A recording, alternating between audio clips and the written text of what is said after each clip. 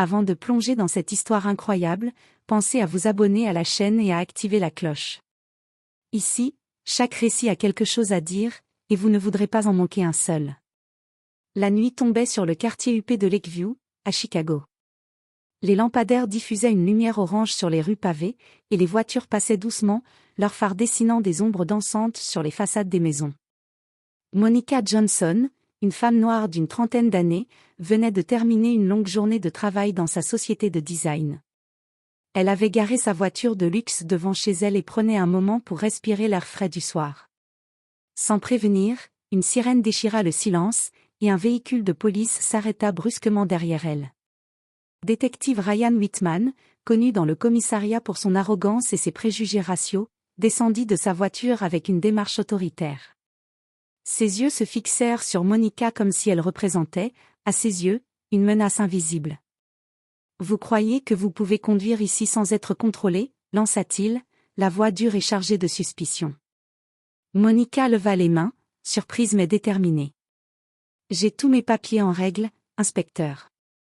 Je n'ai rien fait de mal. » Whitman ne l'écouta pas.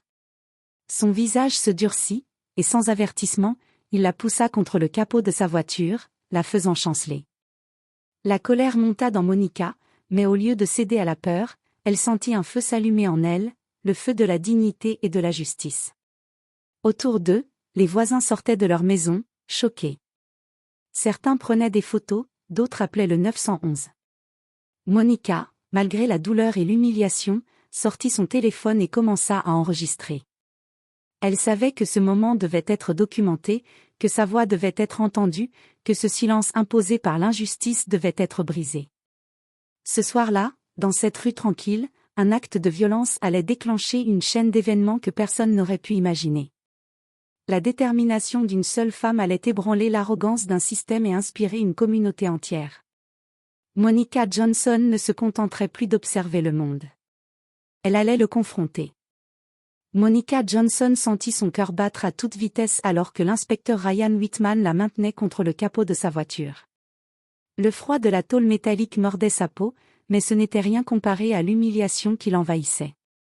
Les voisins sortaient timidement de leur maison, leur regard oscillant entre curiosité et inquiétude. « Reculez, je vous dis » cria Monica, essayant de se libérer. « Ferme-la et obéis » répliqua Whitman, sa voix résonnant comme un marteau sur l'asphalte désert.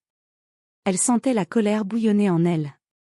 Chaque mot raciste, chaque préjugé implicite qu'elle avait rencontré toute sa vie se condensait dans cet instant. Elle serra les poings, mais au lieu de riposter physiquement, elle sortit son téléphone et commença à filmer. Les lumières des maisons reflétaient sur l'écran, capturant chaque mouvement, chaque expression. Whitman, frustré par son calme apparent, donna un coup dans la voiture pour l'intimider davantage. Mais Monica ne céda pas. Ses yeux étaient fixes, froids et déterminés. Elle savait que la vraie puissance ne résidait pas dans la force physique, mais dans la vérité et dans le courage. C'est alors qu'une voix s'éleva derrière lui. « Whitman !»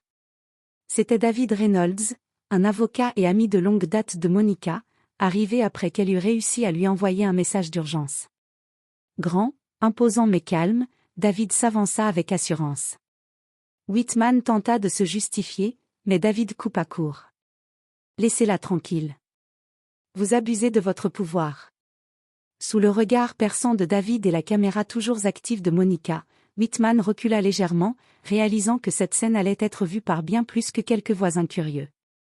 Monica se redressa lentement, chaque geste empreint de dignité malgré la douleur sur ses bras et ses épaules. « Vous voyez, » dit Monica, sa voix ferme mais contrôlée. « Je n'ai rien fait de mal. Et vous êtes filmé. » Whitman détourna les yeux, furieux et embarrassé, mais incapable de nier ce qu'il venait de se passer. Les sirènes se firent entendre plus loin dans la rue, annonçant l'arrivée d'autres officiers qui, cette fois, n'avaient pas d'armes d'arrogance mais des règles à suivre. David posa une main rassurante sur l'épaule de Monica. « Tu as été incroyable, Monica. Maintenant, rentrons. On va faire en sorte que justice soit faite. » Et c'est ainsi que, dans cette rue silencieuse mais témoin de trop d'injustice, Monica Johnson passa de victime apparente à symbole de résilience et de combat. Ce soir-là, elle avait brisé le silence. Et ce n'était que le début. Le lendemain matin, Monica Johnson se réveilla avec les épaules douloureuses, mais l'esprit vif et déterminé. La nuit précédente avait marqué un tournant, elle n'était plus seulement une victime isolée, elle était devenue le témoin et la porte-parole d'une injustice que beaucoup tentaient de cacher. David Reynolds l'attendait devant son immeuble avec son ordinateur et une pile de dossiers. « Monica, on ne va pas laisser Whitman s'en tirer comme ça. On a la vidéo, les témoins, et je connais les bonnes personnes pour porter plainte. » Monica hocha la tête. Elle savait que ce combat allait être difficile. Les préjugés et la bureaucratie policière ne s'effaçaient pas facilement, mais elle sentait une énergie nouvelle la traverser. Ensemble, ils préparèrent une stratégie, contacter les médias locaux, alerter les associations de défense des droits civiques et organiser la collecte de témoignages de voisins et passants présents lors de l'incident. Dès midi, la vidéo devint virale. Sur les réseaux sociaux, les internautes exprimaient leur soutien à Monica et dénonçaient l'arrogance et la brutalité de Whitman.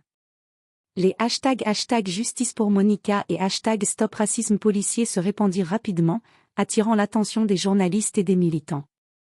Monica reçut également un flot de messages d'inconnus, certains partageaient leur propre expérience de discrimination, d'autres proposaient leur aide pour amplifier sa voix. Elle comprit que sa lutte dépassait sa propre personne, elle représentait toutes les femmes noires confrontées à l'injustice et au mépris systématique. Dans le bureau de David, les appels n'en finissaient pas. Avocats, reporters et activistes se succédaient pour préparer le dossier. David conseilla Monica sur la manière de rester calme face aux médias et à la police. « Ta dignité est ton arme la plus puissante », lui dit-il. « Chaque mot que tu prononces, chaque geste que tu fais doit refléter que tu es inattaquable moralement. » Quelques jours plus tard, Monica se retrouva devant le commissariat pour déposer officiellement la plainte contre Whitman. L'air était chargé de tension. Des manifestants venus soutenir Monica brandissaient des pancartes et scandaient son nom. Certains policiers observaient la scène, partagés entre la discipline et la honte de l'inaction passée. À l'intérieur, Whitman, visiblement sur la défensive, tenta de justifier ses actions devant ses supérieurs. Mais la vidéo, la foule, et le soutien massif envers Monica rendirent ses excuses vaines. Les supérieurs furent contraints de le suspendre en attendant l'enquête, et le bruit de cette affaire commença à se répandre dans tout le département. Monica sortit du commissariat, le visage fier, le regard droit. Elle sentait que la bataille légale ne faisait que commencer, mais elle était prête. Ce qu'elle avait commencé cette nuit-là avec un simple téléphone et un courage silencieux, allait devenir un mouvement. Et tandis que le soleil déclinait sur Chicago, Monica se promit que la voix qu'on avait tenté de réduire au silence ne serait jamais étouffée.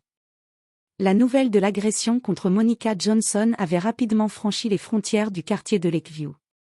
Les réseaux sociaux s'enflammaient, les journaux locaux en parlaient, et même les chaînes nationales commençaient à s'intéresser à l'affaire. Monica, d'abord intimidée par l'ampleur de l'attention, réalisa vite que sa situation pouvait devenir un symbole de justice et de résistance. David Reynolds, à ses côtés, organisa une conférence de presse. Devant des micros et des caméras, Monica prit la parole pour la première fois publiquement. Son visage était marqué par la fatigue, mais son regard reflétait une détermination inébranlable. « Ce qui m'est arrivé n'est pas un incident isolé », déclara-t-elle.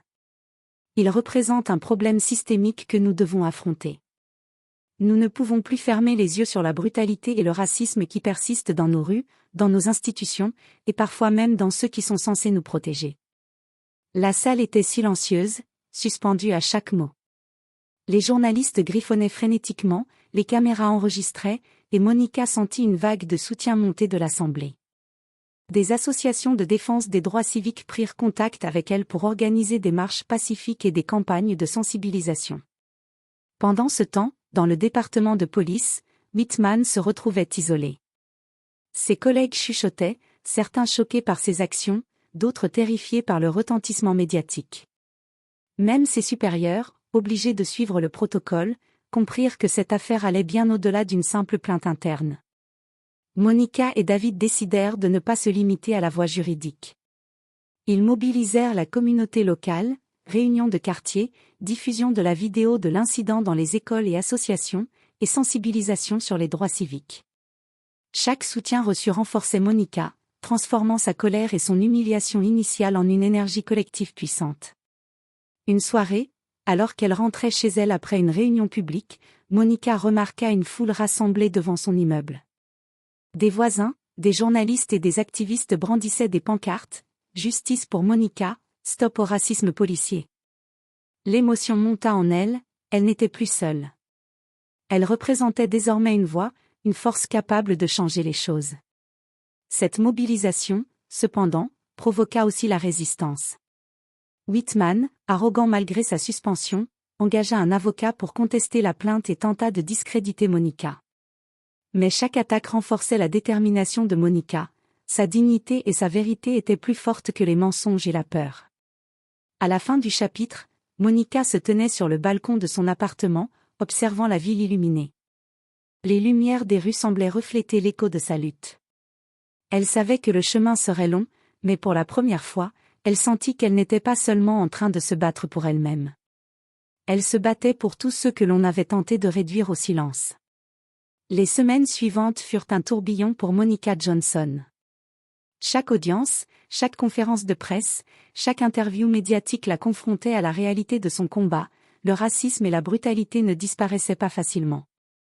Mais elle était prête. Sa détermination était devenue sa plus grande arme, et elle savait que le monde la regardait. Le jour de l'audience finale, le tribunal de Chicago était bondé.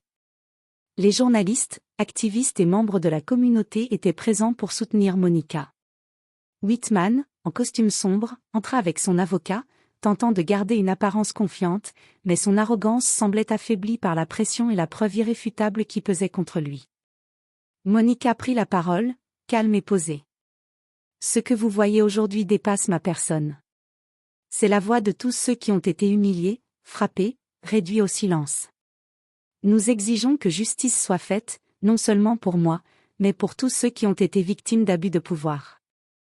La vidéo, les témoignages des voisins, et les preuves présentées par David Reynolds étaient accablants. Whitman tenta de se défendre, mais chaque mot tombait à plat face à la vérité indéniable. Le juge, un homme intègre nommé Jonathan Hay, prit la parole avec gravité. Détective Whitman, vos actions violant non seulement la loi, mais les principes fondamentaux de justice et de dignité humaine. Vous êtes suspendu à vie, et une enquête criminelle est ouverte à votre encontre. Le murmure de la salle se transforma en applaudissements. Monica sentit une vague de soulagement et de fierté la traverser. Ce moment ne signifiait pas seulement sa victoire personnelle, mais un message clair à tous ceux qui abusaient de leur pouvoir, l'injustice ne resterait pas impunie. À l'extérieur, la foule qui l'attendait célébrait avec elle. Des pancartes brandies dans la lumière du soleil semblaient écrire un nouveau chapitre pour la communauté. Les réseaux sociaux explosaient de messages de soutien et d'admiration. Monica réalisa que sa voix avait créé un impact bien plus grand que ce qu'elle avait imaginé. Plus tard dans la soirée, alors qu'elle rentrait chez elle, Monica reçut un appel inattendu. C'était Marcus Evans, le capitaine du département, noir et respecté pour son intégrité. Monica, je voulais vous dire personnellement que votre courage a changé notre façon de voir les choses. Vous avez inspiré beaucoup de nos officiers à se remettre en question et à défendre ce qui est juste. Monica sourit, émue mais sereine. Sa vie avait été bouleversée, mais elle avait transformé la douleur en force. Elle savait que le combat pour la justice ne s'arrêtait jamais, mais ce soir-là, elle avait remporté une victoire qui résonnerait longtemps. Et alors qu'elle observait la ville depuis son balcon, les lumières de Chicago semblaient refléter sa propre lumière intérieure, brillante, inébranlable et prête à continuer de briller pour ceux qui n'avaient pas encore trouvé leur voie.